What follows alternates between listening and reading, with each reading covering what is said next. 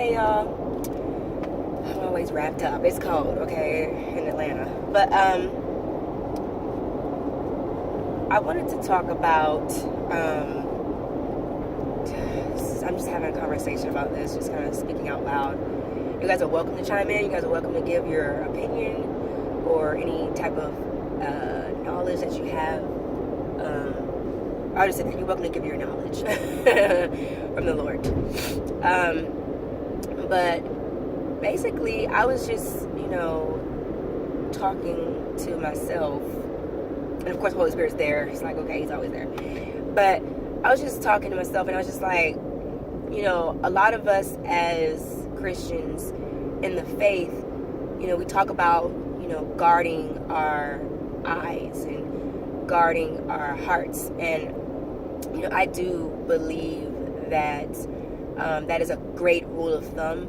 I think it is a great thing to do, especially if, you are in your walk immature in a particular area. Like, I feel like for instance, there was a time period where God had me to not listen to secular music, because literally I think he had to, really get me to kind of understand what's important. And not only that, I needed to spend time with him. I needed my spirit to be fed, with a lot of goodness. I really needed that. It was like a spiritual boot camp during that time period for me. And I grew, so it was gruesome. Okay, when I say boot camp, you think about boot camp, you think about it being hard and tough. It was tough. There was a lot of times where I had to really crucify my flesh a lot. But once again, I was really getting a fast track, information from God. I was just getting downloads after downloads after downloads. Some of the stuff that I was getting wasn't always God. And in time, and in that process of, and as time passing, God kind of helped iron those things that I, took in as good, but really it wasn't good or whatever. I'm talking about pertaining to how I viewed the word or whatever. But either way, we're always in a continual growth process. But period, I do feel like sometimes as Christians we want to create our own Eden, like the Garden of Eden, and we want to create our own utopia, our own little world, our own little safe haven. And I think that when it comes to in the perspective of Jesus, where okay, he was among, the fallen. He was among the sick, the bound, the perversions and all that stuff. And it wasn't like something that he couldn't be around. He was God in the flesh. But he also had to get restored, which was, okay, let me go back to my secret place, which is up in the mountains, and let me pray to God so I can, and I believe that the reason why he did that was so that he can rejuvenate himself, strengthen himself to go and do it again, because being in any environment, just period, in this world, you have to kind of get away and get in a place of peace, in a place of reflection, in a place of just kind of getting your mind together. I think everybody needs that. I think that's why God, made, hey, don't forget the Sabbath, because basically it's don't forget to rest. So anyways, but yeah, so when it comes to that perspective, what Jesus did, I think that that's a righteous thing to do. But I think how it can kind of go left is, I think that sometimes we literally want to create our own perfect world in the faith and on this earth. And I'll be honest, you're doing yourself a disservice and you're doing people a disservice, because you want the world to be how you want the world to be. And let's be honest, you yourself are depraved in nature. So you can't lean to your own understanding of what perfection is or what your utopia is, because the only person who can really provide that for you isn't you. It's somebody greater than you. It's God. And I think that we need to just kind of leave that responsibility to him, because he took that on. He said, hey, you know, I go to a place to prepare for you. So he's already preparing a place for his children, for his creation to be one day. And I think that will be our utopia. That will be our Eden, or that will be our perfect place. You know, trying to be God and trying to create your own utopia is just, in my opinion, unrighteous. You know, because once again, you're trying to, how do I say it? You're trying to create something that you honestly don't have the authority, and you don't have the know-how. You're not God. The only person who knows perfection, the only person who knows what's really good for you is him. So, the reason why I'm saying that is because you know, I'm just, you know, more so talking about we don't look at certain movies. We don't listen to certain songs.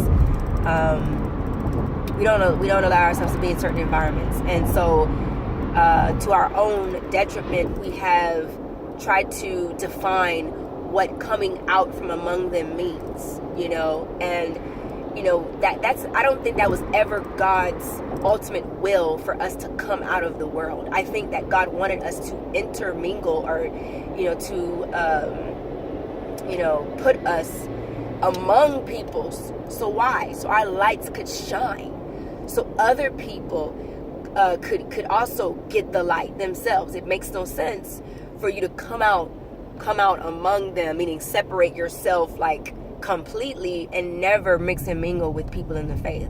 I mean, I'll be honest, most of the people that Jesus hung around were people that was not like him, you know. But guess what? He was able to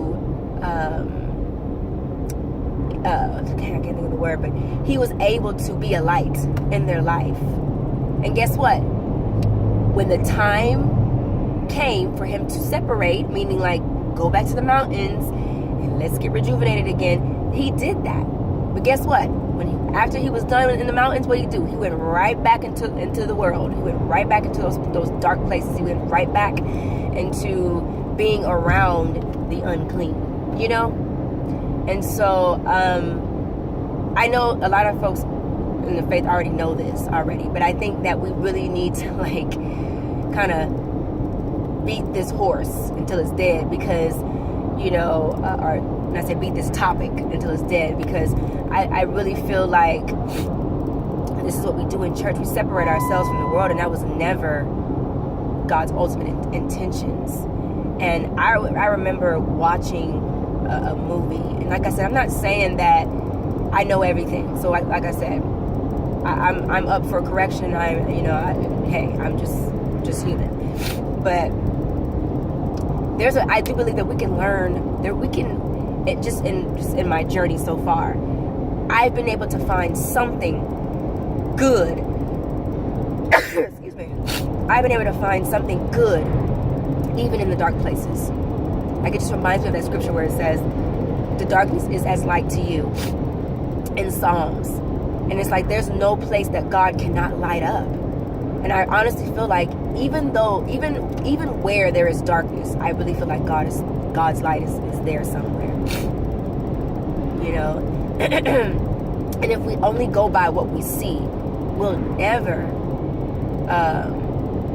be able to experience the beauty of, you know, getting to know God, even in the dark places, and even in those things that we see or we listen to or that we, you know, watch.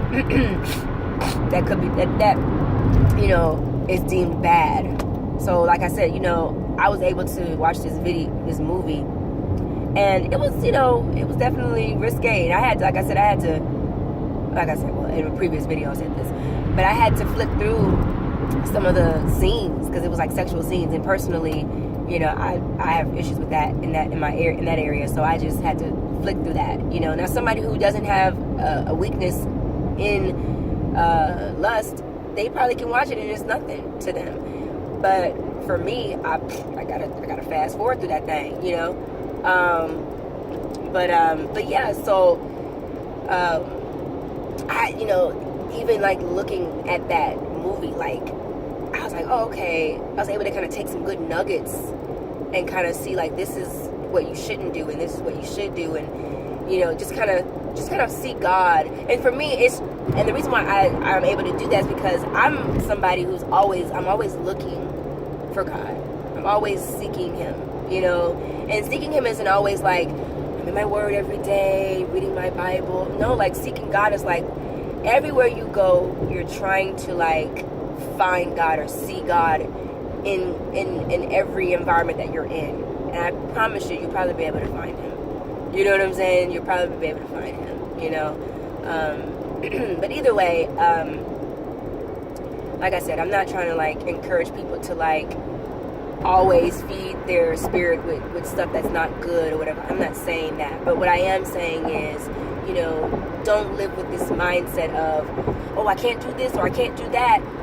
Live your life, you know, free, knowing that you are free, you know, and that you are more than a conqueror. You know what I'm saying? And that if it's not, you know, if it's not good for you or whatever, then don't do it or whatever. But leave room for you to mature so that you can handle certain things that are deemed not good. Like, you know, everything has its own maturation process. At some point in your faith, you probably weren't able to handle somebody who was demon possessed. It probably scared the heck out of you. But then over time, God, you know, was like, all right, you've matured in this area. And now it's like, boom, I can do whatever. Or like maybe in an area you probably wasn't able to go to a bar because it was something that was a weakness for you, and you probably would just drink up the whole bar. But now you're like, I can go to a bar now and I'm not fazed by what's around me because the light that's in me has more authority over my heart and my mind now. So I can go in a bar and it means nothing, you know.